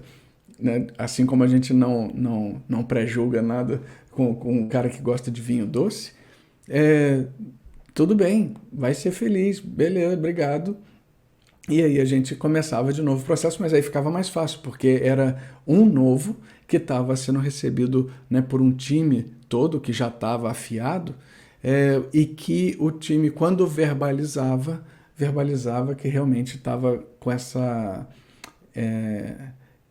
tinha sentido essa mudança, né? Pro lado pessoal, inclusive, porque já estava começando, inclusive, na cerveja que ele bebia no fim de semana, ele já estava ficando mais exigente. Ele brincava até, porra, Edu, eu estava tão feliz lá com minha cervejinha de 1,50, cara. Agora eu não consigo descer mais isso não, cara. Agora eu só quero as de 5 para cima, tá quebrando meu orçamento, né? Porque uma vez que você expande, para voltar pro tamaninho de novo, fica mais complicado. Que Mas legal, cara. Nossa. eu não. É que você me pegou de surpresa mesmo, mas eu tinha um vídeo aqui de o depoimento, né, desse garçom chefe e o depoimento de uma cliente que era assídua lá, que trabalhava lá perto, falando justamente sobre como é que refletia neles essas mudanças que são de bastidores, né? E que muitas vezes o pessoal não se dá conta, né, do que acontece por trás, só vê o palco, mas pra gente era o que tá valendo, né? O pessoal brincava, pô, mas caramba, tu saiu de televisão, foi pra restaurante, cara. Cara, isso aqui é ao vivo, só não tem câmera, né? Porque se eu chego com um prato errado pro cara, corta, vamos fazer de novo, esquece aí, né?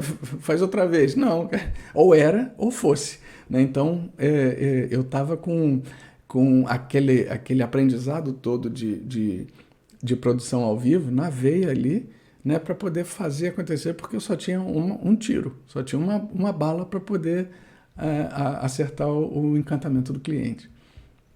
Poxa, que legal. Olha que exemplo show aí sobre agilidade, adaptabilidade, e olhar pelas pessoas, né? Porque querendo ou não, vocês também olharam pelos seus próprios. Tinha, Sim, né? Eu não sim. quero turnover, mas querendo ou não, vocês cuidaram de todo mundo que estava lá. E o resultado não era simplesmente não ter turnover, mas também fazer as pessoas crescerem, ou melhor, até vou falar a palavra que você usou, conhecerem outras coisas, conhecerem mais coisas, e tenho certeza que eles se transformaram, né? Junto, né? Ah, Como você sim, falou, sim. como pessoas. Essa parte a gente se orgulha muito, a gente fica muito feliz. Legal. E assim, aquela coisa, né, que a gente só deu para eles o que a gente queria receber. A gente deu para eles um tratamento, pelo exemplo, a gente conduziu a turma para um outro patamar que eles, né, não costumavam ter acesso. Então, tratou direito, tratou igual a gente e aí recebeu o troco. Muito bom. Edu, eu sei que vocês, essa história maravilhosa que você está contando, vocês também relataram isso para outros lugares, né? Na Foi, primeira vez que você cara. está contando, vocês saíram em revistas, vocês foram em eventos. Mostra aí algumas fotos aí.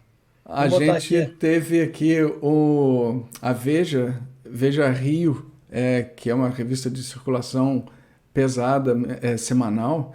Ela deu uma matéria de página inteira para a gente e não foi pela comida. Foi justamente, né, por a gente ter essa questão de de melhoria contínua, mudanças meio que fora da caixa, fora de um ambiente de TI, né? E que foi por isso também que a gente foi convidado para palestrar no Scrum Gathering de 2018, por usar métodos ágeis fora desse ambiente de TI, né? Então, por mais adaptado que seja, né, a gente não é aquele agilista, não foi pelo menos no Paul, o agilista de raiz, né, Não, mas a gente mas o que é agilista de raiz? Desculpa te interromper, porque na verdade, na minha opinião, você sempre foi um agilista desde o começo da sua história, que a gente está falando, se adaptando à realidade constante que te apresentava, até a história. A gente não falou, e eu acho que vamos ficar para o segundo papo, que é as histórias do ponto que a gente estava falando de da história do lá de Siena, que aconteceu vários problemas que vocês tiveram, e você foi se adaptando. É o que a gente tem vivido nas empresas hoje em dia, no século XXI, extremamente necessária essa adaptação. Então, assim, você fala assim, não somos imprevisibilidade agilistas? maior. Não, acho que talvez vocês foram até mais visionários, porque vocês fizeram uma coisa dentro de um restaurante, olhando para as pessoas, fazendo as mudanças necessárias diariamente, e ainda a gente encontra muitas empresas tentando buscar isso semanalmente ou mensalmente. Vocês foram.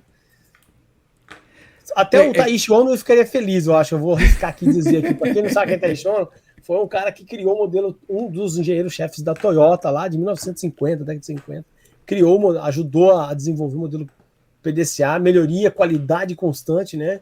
E todo o conjunto aí do sistema Toyota de produção, que é a base, a agilidade e tudo que a gente sabe hoje de gestão de pessoas, administração, muitas coisas bebeu dessa fonte, dessa água, né?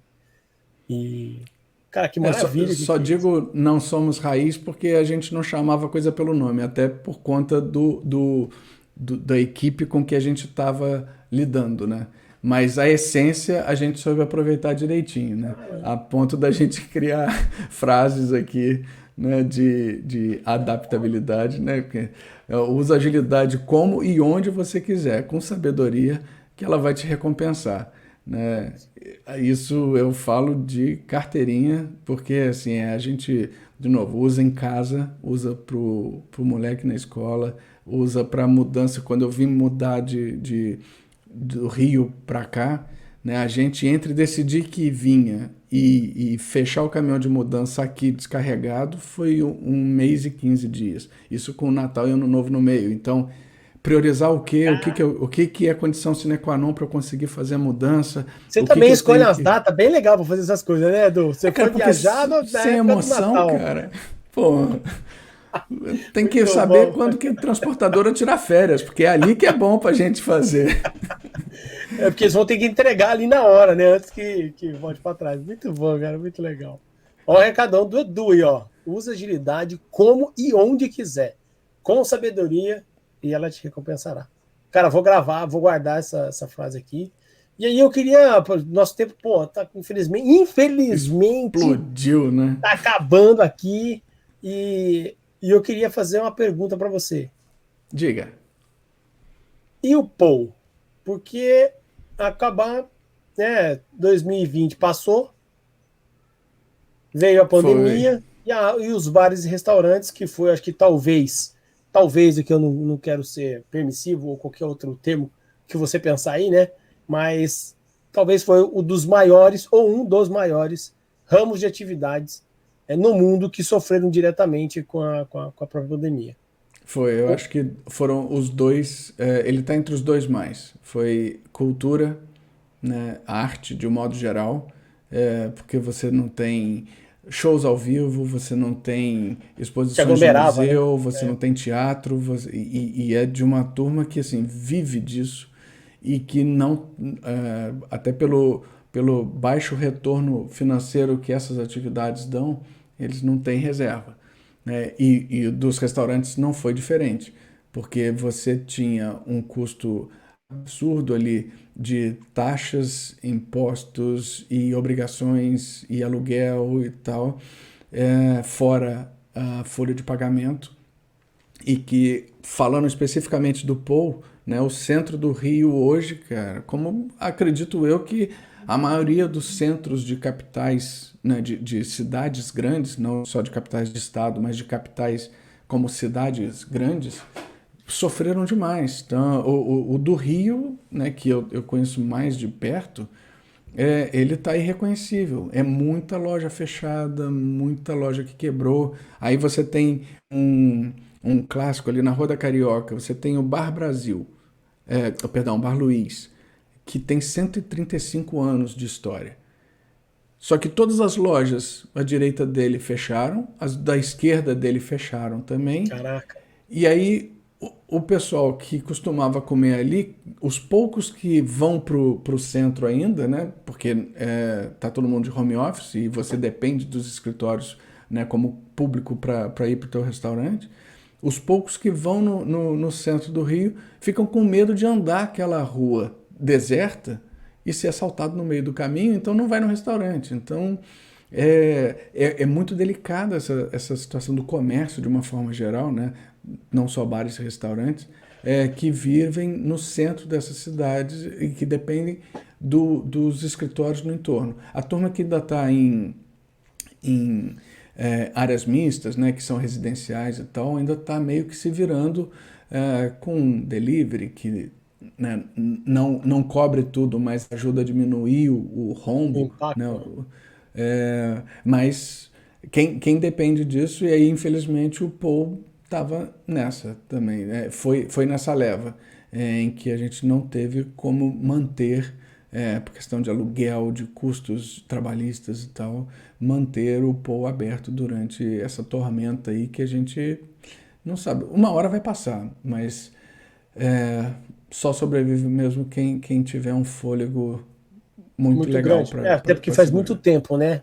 Se a gente for pensar assim, em período. E aquele monte de abre, fecha, né, Isso. cara? Então, assim, a pior coisa que, por mais imprevisibilidade que a gente saiba que a vida vai ter, né, que a gente vai ter que aprender a lidar com, você não ter previsibilidade nenhuma, assim, tipo, eu preciso administrar minhas reservas por mais 3 meses. E virou 6, e virou um ano, e virou Isso. 2. Acabou, não tem. Não dá, não existe.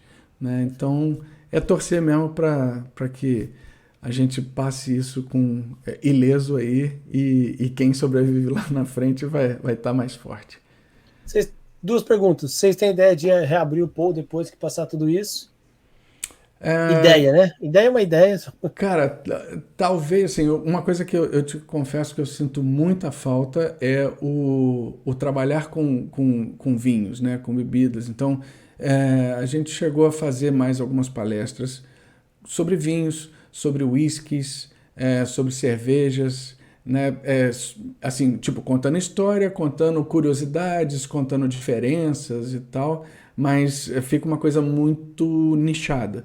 Né? Talvez a gente, se conseguir abrir um empório, uma coisa menor porte, né, do que o Paul. O Paul tinha 4 andares. Caraca! Então, o próprio custo de manutenção era pesado. Né? Talvez a gente, com o aprendizado e a melhoria contínua, né, a gente procure uma coisa que seja mais flexível nesse sentido, que não dependa de casa cheia o tempo todo para poder quitar as contas. Né? Ou até on demand. A gente aluga pontualmente quando a pandemia permitir, né? Porque eu sei que existem muitas palestras, degustações e confrarias que acontecem virtualmente, né? Mas o bom é você estar com o cara do lado experimentando o vinho da mesma garrafa para poder, né, trocar ideia e tal. Então, assim que voltar, talvez a gente tente fazer essas coisas pontuais on demand, em que a gente aluga um espaço e aí faz a confraria naquele espaço, mas não tem aquele custo fixo de manter o local, né? Para que Que a gente legal. possa continuar brincando, porque isso é um prazer, né? É uma diversão mais do que qualquer coisa, poder beber bem e difundir conhecimento. Mas eu sei que você não está parado, porque você continua usando tudo isso que você aprendeu aqui em outros lugares. Rapidinho, Exatamente. você tá levando esse conhecer para onde hoje? Um dos sócios lá do Paul me convidou e a gente continuou a sociedade agora com Megamat, né, que é uma franquia, é muito forte no Rio, mas tem também em São Paulo, Vitória, Nordeste, um pouco no Sul, que é uma fast food de comidas saudáveis, né? Então você tem salgados que são forneados, tem o mate que é feito na própria loja, né? Então ele mantém aquelas características de orgânico, de antioxidante e tal. O mate que você está falando é o chá, é O isso? chamate, o Chá mate. chamate gelado. Que o carioca bebe muito, né? Que virou patrimônio cultural do carioca, né? Aquele mate Isso. da Mate da praia. praia, né? Exatamente. Né, então, ele tem essa pegada mais natureba. A gente não tem refrigerantes, não tem frituras, não tem balas, doces, chicletes, cigarro, né? E é uma proposta bem interessante. A gente estava com 4 lojas, fechou uma justamente pela mesma questão do Paul, de estar encravada no meio de escritórios né, que não tem Que agora não tem clientela. ninguém. Mas mantemos as outras 3. É um pouco mais limitado, porque por se tratar de uma franquia, a gente tem algumas restrições que a gente não pode adotar porque precisam vir da franqueadora, né, natural. Mas dentro do que a gente pode, né, a questão de treinamento da equipe, encantamento do cliente, fidelização, abordagem e tal, isso a gente continua a fazer. A gente está sempre puxando a equipe para, né, com essas mesmas técnicas e aprendizados que a gente teve durante o Paul, porque, cara, cliente é cliente. Se o cliente vem comer um risoto de limão siciliano ou se ele vem comer um croissant de queijo e presunto, ele quer ser bem tratado, ele quer ser surpreendido, ele quer, né, quer ser pego fora do esperado. E aí isso a gente consegue fazer em qualquer lugar.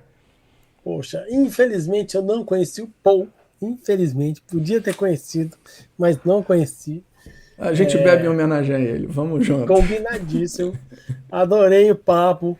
E aí, você que tá vendo o Edu, ó, se quiser, siga o Edu aí no LinkedIn, ó, Edu Santoro. Também tem o blog do Edu, onde que você Fazer, coloca lá? brigadíssimo, fazer spoiler. Ainda Ó, está no forno, né? Não foi lançado ainda, mas já estamos aí com o domínio. E entre várias coisas, né? A gente vai falar de um monte de coisa. Um dos temas principais, carro-chefe, você é agilista e não sabia, justamente como eu, que já era e não ligava o nome à pessoa, né? Porque a gente vai se adaptando às coisas e agilidade é isso, né? Agilidade não é você fazer rápido. Agilidade é você se adaptar o mais rápido possível. Isso não é de hoje, né? Darwin falava isso em 1800, né? Que na natureza quem sobrevive não é o mais forte nem o mais inteligente, é aquele que mais rápido se adapta às mudanças. Então, que coloque o rótulo de agilista, por isso a brincadeira, né? Você era e nem sabia que era, mas também para não ficar focado só nessa turma que gosta disso, e espero que mais gente goste porque é para benefício próprio, mas eu vou também abordar curiosidades, né? De por que qual é o parentesco entre o sushi e a feijoada, como é que nasceu Peraí. Entre o parentesco entre a feijoada e o o sushi. sushi. Caraca, Né? fiquei curioso agora e eu vou ter que esperar Whisky, sair. qual a diferença do whisky pro whisky que a gente vê e o bourbon, e como é que o bourbon foi aparecer nos Estados Unidos? Que ele tem a ver com corrida de carro? Né? Então, O Bourbon tem a ver com corrida de carro? tem. Aí olha, eu sabia que Ah, o whisky nos Estados Unidos chama Bourbon. O ignorante falando aqui, o whisky nos Estados Unidos é Bourbon e o whisky fora dos Estados Unidos é whisky. Esse é o entendimento que eu tinha. Fala, os caras gostam de chamar diferente. Mas é a mesma coisa ou não? não, Então não. tá bom. Mais Bem diferente. informações, entra lá, edusantoro.blog, ou eu convenço o Edu vir contar pra gente aqui. Porque, porra, tô falando que esse cara é um poço de sabedoria, tem muita coisa pra falar. Caraca, velho. Montar um cardápio interativo pra turma. Muito legal essas informações. Então tá aí, ó. Segue aí, linkedin.com/in/Edu Santoro. Se quiser bater um papo, mandar mensagem, perguntar alguma coisa para ele. O blog, o site do Edu vai estar pronto. Não tá no ar ainda, não é isso? Mas tem pelo menos um. O blog ainda não tá no ar. Cara, eu acredito que agosto a gente esteja conseguindo botar. De repente, eu bato junto com o meu aniversário em 5 de setembro, porque aí a gente bota ele redondinho, mas acho que já vou soltando uns soft openings aí na brincadeira. Vamos ver se eu convenço ele fazer aqui esse soft opening, porque eu fiquei curioso pra caramba, vários pontos desses. Ó, fica o convite tá feito, se quiser. Mundo Compartilhado, a ideia é você compartilhar várias coisas, assuntos, né? Nem só agilidade, mas o que a gente colocou aqui, como você falou, acho que eu vou me chamar. Tem gente que chama pessoas que trabalham com esse pensamento ágil e tal, de agilista. Eu acho que eu vou me chamar de darwinista. É isso. Olha aí. Pô, gostou? Pronto, já arrebatou outra metade que não se ligava em agilidade. Vou botar no meu LinkedIn, darwinista. Se alguém quiser perguntar, fala, né? Porque minha data tá morrendo, não é verdade? Muito bom, muito bom. Edu, suas palavras finais aí pra galera. Cara, agradeço demais a janela. Como falei, sou fã aqui do canal. Acho que é na veia mesmo. Como o nome do canal já diz, né? Mundo Compartilhado. A gente só se enriquece quando a gente compartilha, né? Tem uma frase, a gente gosta, a gente é frasista também, né? Que o amor e o conhecimento é igual a 2 peixes e 3 pães, né? É só você começar a distribuir que ele não acaba mais, né? Então você está sempre renovando. E você tem um canal desse assim que tem esse viés, né? É maravilhoso. A gente poder tá presente aqui é uma lisonja. Obrigadíssimo pela oportunidade. Poxa vida, obrigado você por ter aceito o convite. E para a gente encerrar aqui, eu vou falar assim no canal. O Edu vai ficar comigo aqui, porque ele vai repetir a frase para a gente fechar aqui o dia. Então, assim, essa frase que você acabou de falar, que eu achei muito legal. Tá? Então, ó, assina o canal, deixa o seu like, compartilha aí. Até vou mudar, deixa eu fazer um negócio aqui, deixa eu mudar aqui, ó. Tá vendo aí, ó? Compartilhe com seus amigos e pessoas que você acha que poderia aprender aqui ou se divertir com esse papo do canal, tá bom? Compartilhe aí. Assine o canal, deixe seu like, deixe seus comentários. Se você quiser compartilhar também, manda mensagem aqui, manda e-mail pra gente no canal mundocompartilhado@gmail.com. Tá aqui embaixo na descrição, tá bom? Os links também aqui do Edu para você falar com ele vai estar também aqui na descrição, caso você não tenha pego ainda. E agradeço muito, galera. Muito, muito obrigado. E pra gente encerrar aqui o nosso papo de hoje, Edu, fala aí essa frase maravilhosa que eu acho que até, de alguma maneira, conecta diretamente com o canal, como você disse. O amor e o conhecimento são como 2 peixes e 3 pães. Quanto mais você divide, mais aparece para você... Putz, desculpa. Vamos lá, de novo. O amor e o conhecimento são como 2 peixes e 3 pães. Quanto mais você divide, mais vai ter para poder compartilhar com os outros. Muito bom. Pessoal, um grande abraço e a gente se vê no próximo vídeo. Falou!